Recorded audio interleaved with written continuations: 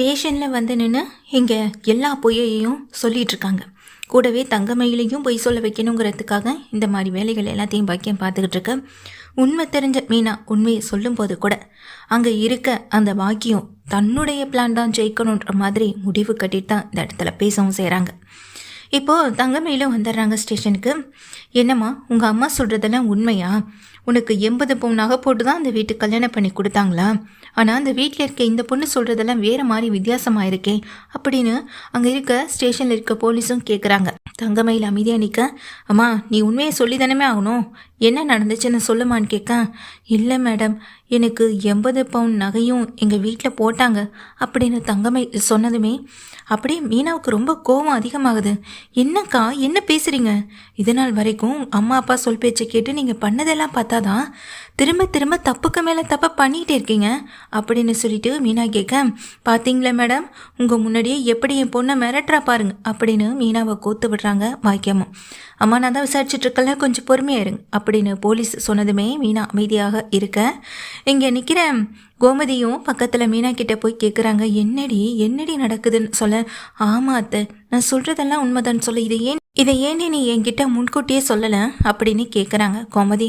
அது வந்து அத்தை அப்படின்னு மீனா பேச வரும்போதே போலீஸ் இங்கே தங்கமயில பார்த்து கேட்குறாங்க, இதெல்லாம் உன்னுடைய நகைதானமா அப்படின்னு கேட்க, இல்லை அது வந்து அப்படின்னு அம்மாவை பார்க்க, என்ன மேடம் கேள்வி?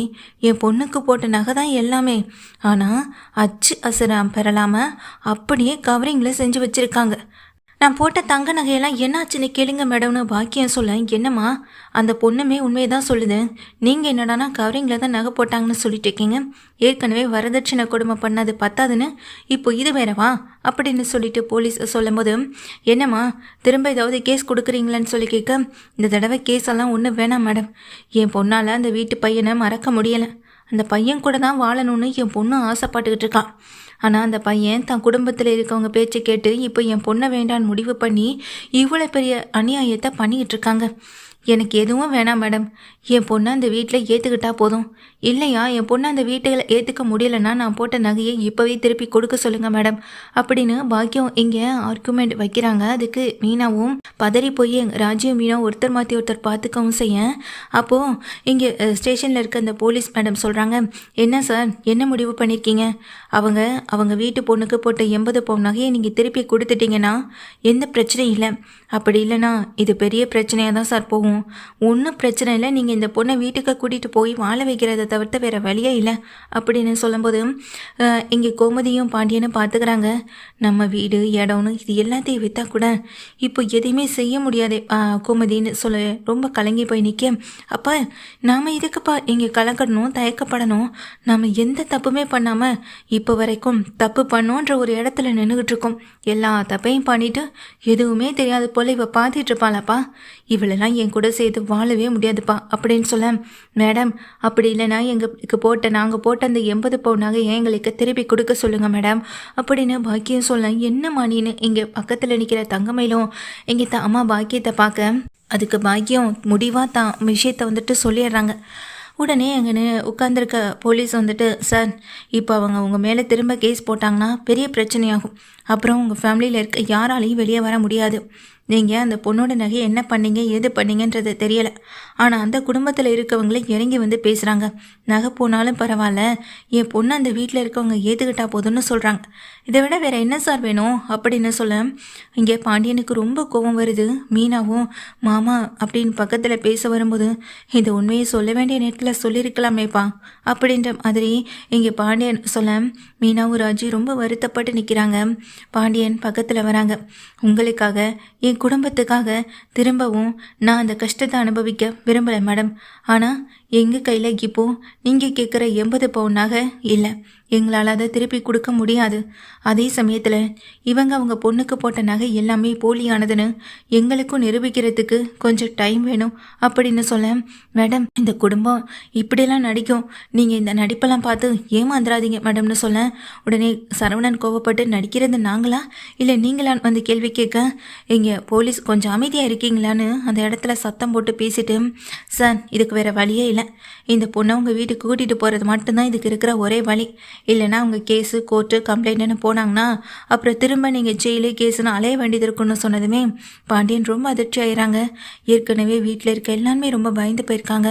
இதில் திரும்ப போலீஸ் ஸ்டேஷன் கேஸுனா ரொம்ப கோமதியும் பாவம் அப்படின்னு நினச்சிட்ருக்க எங்கள் பாண்டியன், மேடம் சரிங்க மேடம் நான் ஒத்துக்கிறேன்னு எங்கள் பாண்டியன் சொல்ல, அப்பா என்னப்பா நீங்கள் அப்படின்னு எங்கள் சரவணன் கேட்க, டேய் சரவணா கொஞ்சம் அமைதியாக இரு அப்படின்னு பாண்டியன் சரவணனை பார்த்து சொல்லிட்டு எங்கள் கோமதியையும் பார்க்குறாங்க. யாருக்கு எதுவுமே புரியலை.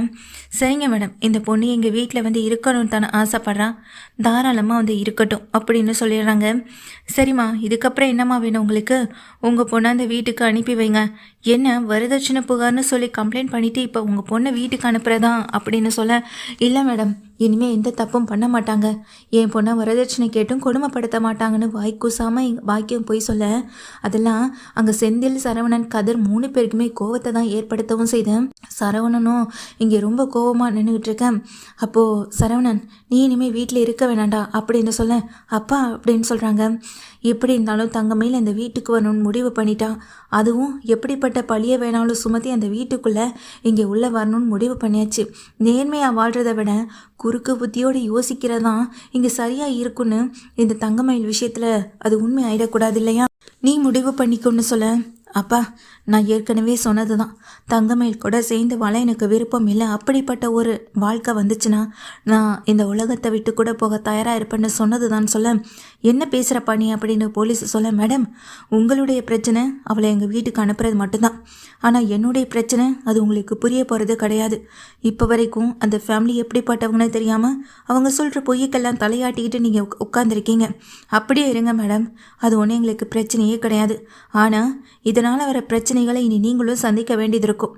ஏன்னா எங்கள் வீட்டுக்கு வர தங்கமையில நாங்கள் நிரந்தரமாக எங்கள் வீட்டில் சந்தோஷமாக ஏற்றுக்கிட்டு வாழ வைக்கிறதுக்காக வர வளைக்கலை. இது எல்லாமே கொஞ்ச காலத்துக்கு தான். இந்த அம்மா போட்ட நகை எல்லாமே போலியானதுன்னு நிரூபித்து அதுக்கப்புறமா தங்கமையில் எங்கள் வீட்டை விட்டு உங்கள் மூலமாகவே நான் வெளியே அனுப்புவேன். இது சத்தியமாக நடக்கும். அது வரைக்கும் நான் எங்கள் வீட்டில் இருக்க மாட்டேன், இவன் முகத்தில் முழிக்க மாட்டேன். என் கூட சேர்ந்து வாழணும்னு ஆசைப்பட்டு தானே அந்த வீட்டுக்கு வரான். யாரையும் யார் கூடையும் கட்டாயப்படுத்தி வாழ வைக்க முடியாது.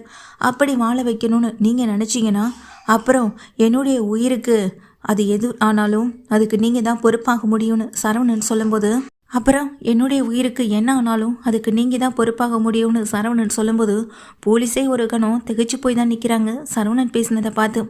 சரிங்க மேடம் அப்போ நாங்கள் கிளம்புறோன்னு சொல்லிட்டு இந்த குடும்பம் கிளம்ப, இங்கே இதெல்லாம் பாக்கியம் தங்கமயில் எல்லாருக்குமே அதிர்ச்சியாக இருக்க. தங்கமயில் கேட்குறாங்க, அம்மா இப்போ வரைக்கும் என்னை அந்த வீட்டில் யாருமே ஏற்றுக்க தயாராக இல்லை. என் மாமா கூட அந்த வீட்டை விட்டு போகிறேன்னு சொல்லிட்டாரு. இனி நான் அந்த வீட்டில் போய் என்னம்மா பண்ணுவேன் அப்படின்னு எங்கள் தங்கமை அழுக. கிடைக்கிற கொஞ்ச காலத்துலையாவது உன் புருஷனோட மனசை மாற்றி அவரை உனக்கு கீழே கொண்டு வந்து அந்த வீட்டை விட்டு வெளியே வந்து தனியாக வாழ்கிறதுக்கான வழியாக பாரு. அதுதான் உன் வாழ்க்கைக்கு நல்லது. இதுக்கு மேலேயே என்னால் போராடிக்கிட்டே இருக்க முடியாது மயிலு. உன் வாழ்க்கையில் போராடணும்னா நீயும் கொஞ்சம் முயற்சி பண்ணி தான் ஆகணும் அப்படின்னு எங்கள் பாக்கியம் சொல்லிடுறாங்க. தங்கமயில் நேராக அந்த வீட்டுக்கு வரதை பார்த்ததும் வீட்டில் இருக்க எங்கள் சக்திவேல் முத்துவேலுக்கு நடந்த விஷயம் எதுவுமே தெரியலை. குழப்பத்தில் இருக்கும் போதான் பழனிவேல் வந்து விஷயத்த சொன்னதும் இதை கேட்டு அவங்களுக்கே அதிர்ச்சி ஆகுது. என்னென்ன இதெல்லாம், ஒரு குடும்பத்தை இப்படியெல்லாமா ஒரு பொண்ணு பாடாப்படுத்த முடியும்னு அப்பத்தான் சொல்லிட்டு அழுகவும் செய்கிறாங்க. தங்கமயில் வீட்டுக்குள்ளே உள்ளே போக அதே நேரத்தில் பையை எடுத்துக்கிட்டு சரவணன் வீட்டை விட்டு வெளியே வரவும் செய்கிறாங்க. என்ன நடக்குது பழனி அப்படின்னு சக்திவேல் கேட்க, இல்லை அது வந்து சரவணனுக்கு இந்த பொண்ணு கூட வாழ விருப்பம் இல்லை. அதையும் தாண்டி அந்த வீட்டில் வாழணும்னு ஒரு நிலைமை வந்துச்சுன்னா என்னை உயிரோட பார்க்கவே முடியாதுன்னு சரவணன் சொல்லிட்டான். அப்படி ஒன்று தன் பையனுக்கு நடந்துடக்கூடாதுன்னு பயந்து எங்கள் மச்சானே சரவணனை கொஞ்ச நாள் வெளியே தங்க சொல்லி அனுப்பியிருக்காரு அப்படின்னு சொல்ல, இதை கேட்டதும் எங்கள் சக்திவேல் முத்துவேலை ஒரு பக்கம் அதிர்ந்து போய் தான் இருக்கவும் செய்கிறாங்க.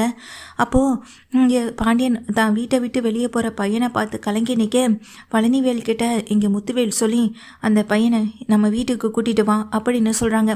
என்னென்ன சொல்கிறீங்க நீங்களா அப்படின்னு சொல்லி கேட்க, ஆமாண்டா போய் கூட்டிகிட்டு வான்னு சொல்லும்போது, டேய் சரவணா எங்கே போக போகிற நீ, முதல்ல நீ இங்கே வா அப்படின்னு நான் வீட்டுக்கு கூட்டிகிட்டு வரேன்.